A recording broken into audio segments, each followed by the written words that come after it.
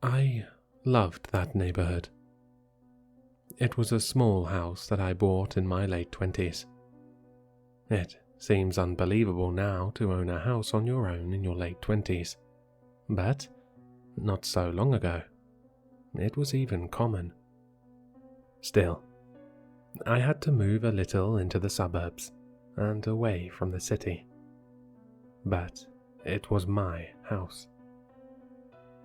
My mother was worried. She said a woman living on her own in the suburbs can be very lonely. I brushed it off. I loved my new house and wouldn't feel lonely at all. My backyard was small, but I spent that first summer tidying up the backyard and installing several bird feeders. I am a bit of a birder myself. I even had a few birds fly into my open window in this house. It was a mess trying to get them out. Eventually, I got to know several of my neighbors very well. I never thought I would be one of those people, but I would stand next to my front window, just looking out at the street, waving to my neighbors, and they waved back. That is, until last month. It started off subtle at first. They just stopped waving back, no matter how much I smiled or waved to them. Then they started making faces at me, even as I smiled back at them. It didn't matter who it was. Even Mrs. Finch stopped waving and smiling at me. Soon the friendliness of the neighborhood was gone. I tried to not let it dishearten me. I still tried to smile and wave as people walked past, but I did not get any more warm responses. Then one day, Mrs. Finch, who had always been friendly with me, knocked on my door and said, "I don't care what you do in your home, but I don't appreciate the looks that I get when I walk down the street." I tried to explain that I was just being friendly, but she cut me off. That is not being friendly. When I first moved in, all the neighbors were so welcoming. It seems that has now changed. I tried to not let it get to me. I had planned on being here for a while after all. Then the letters started coming in. Some were short. They would say, "Leave." Other letters would go into details that I was a creep, staring at children as they walk by, and making threatening gestures. Those letters saddened me so much. I love children, and I've only ever smiled at them. I then stopped standing in front of the windows as often, but I was determined to not let my neighbors push me around. Then I got another letter in the mail. This one was much longer.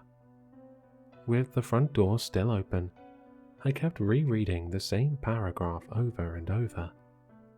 What happens in your home is your business, but your husband should not be making threatening gestures to me and my children when I am walking them to school. If this continues, I'll be forced to call the police. I am not married. What is she talking about? I said aloud, still holding the letter.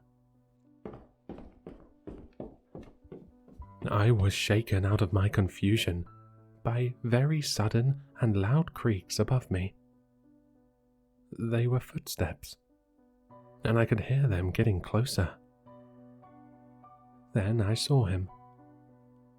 It was a man. He was rushing down my stairs, holding a knife. He was almost at the landing of the stairs when I finally snapped out of my confused state and ran out of the open front door. I remember screaming and running, but I don't remember much else. Mrs. Field saw me screaming. I thought she hated me, but she opened her door for me, hugged me, and rushed me inside. She called the police, and then asked me if my husband had attacked me. When the police came, I explained to them that I lived on my own, and that a knife-wielding man came down my stairs to hurt me. The police said they searched my entire house, and said they were confident the man was no longer in there. They said he likely came in my house through one of the open windows. The police also found a manifesto of sorts. The man who was after me apparently did not want to hurt me at first. He just wanted me to leave the neighborhood. I am so sick of you city scum ruining our beautiful neighborhood. For an entire month, this man lived in my house, but I don't know how. Whenever I was waving to my neighbors downstairs, he was upstairs, making throat-slitting motions with his hands to the same people I was waving at. The letter the man wrote stated that he realized that I wasn't going to leave, and that it was now up to him.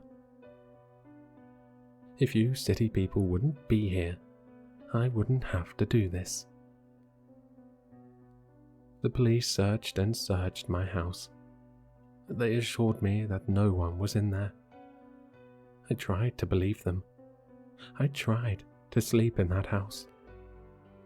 But that first night, after the police left, every sound filled me with terror. I couldn't even make it through the night. At 3 a.m., I left and drove to my mother's. So, that man got what he wanted. I no longer live in that neighborhood, and my house is now being put up for sale, but still hasn't sold. It just sits there, vacant. I also no longer wave to my neighbors as they walk by. I am too afraid they won't wave back.